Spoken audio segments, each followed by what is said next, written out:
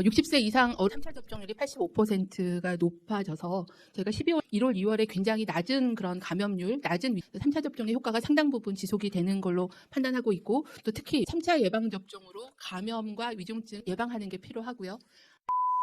질병청이 침이 마르게 자랑하는 백신의 효과성, 과연 어떤 데이터를 사용해서 만들어내는 걸까? 한번 근거를 확인해보자. 이건 21년도 11월 3주 질병청 정례 브리핑 자료이다. 여기에 예방접종의 효과를 분포하였다. 그리고 이 데이터의 산출 기준은 11월 2주라는 것 또한 표시하였다. 자료에 나온 57%, 92%, 82%의 예방효과는 과연 어떻게 수치한 걸까? 백데이터를 한번 찾아보자. 바로 이것이 예방접종 효과 산출의 근거다. 산출 과정을 구체적으로 예를 하나 들어 설명하겠다. 이 표에서 미접종군 대상자는 58만 2,457명이고 같은 기간 발생한 미접종 확진자는 378명이다. 미접종군 대상자를 분모로 확진자를 분자로 나눠주면 0.000649%이다. 즉 전체 미접종자 중 코로나에 확진된 사람은 0.000649%인 378명이라는 이야기다. 이걸 기준으로 의료통계에서 가장 많이 사용하는 인구 10만 명당 발생률로 환산을 해준다. 계산 방법은 0.000649 곱하기 10만이고 그렇게 하면 64.9명이라는 수치가 나온다.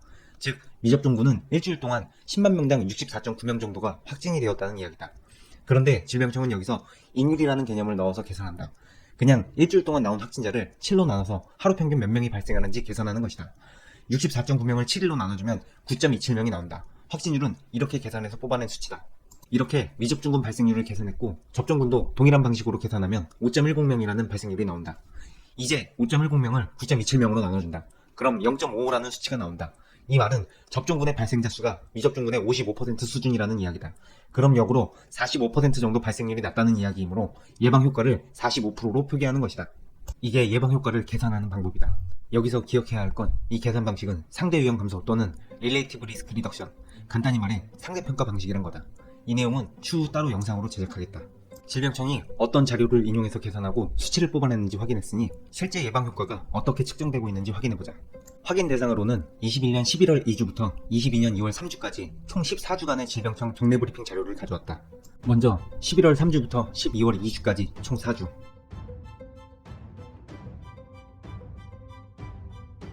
다음 12월 3주부터 1월 1주까지 총 4주.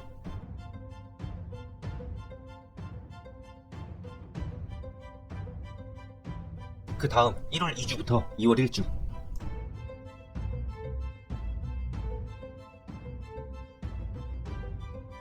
마지막으로 2월 2주와 2월 3주. 대략적으로 보면 크게 문제가 없어 보인다. 그러나 분명한 문제가 있다.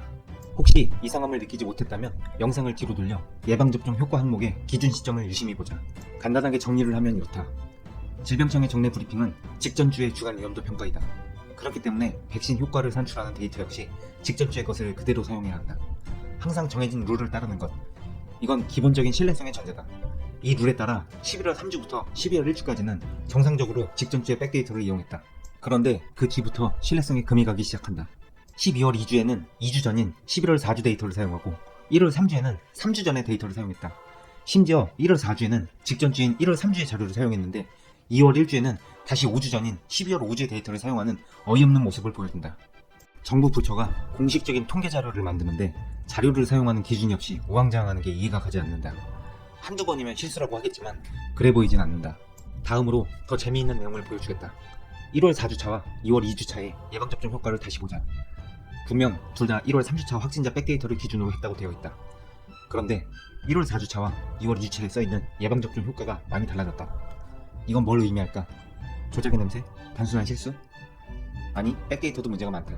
정말 공교롭게도 이 모든 일들이 전체 확진자 중 미접종자 비율이 대폭 감소하는 1월 3주차부터 일어나고 있다. 실수인지 백신 효과성이 좋게 나오는 기간의 데이터만 선택적으로 인용했던지 조작이던지 판단은 개인의 자유다. 물론 내 생각에 실수는 아닌 것 같다. 정리를 해보자. 1. 원자료 인용과 작성 기준이 없는 중구난방식 예방접종의 효과성 데이터. 2.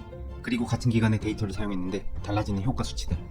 나는 백신의 효과가 있고 없고를 비판하는 게 아니다. 그걸 관리하는 정부의 신뢰성을 문제 삼을 뿐이다. 어긋난 데이터를 기준으로 하는 정부의 발표와 방역 정책을 이대로 믿어도 되는 걸까?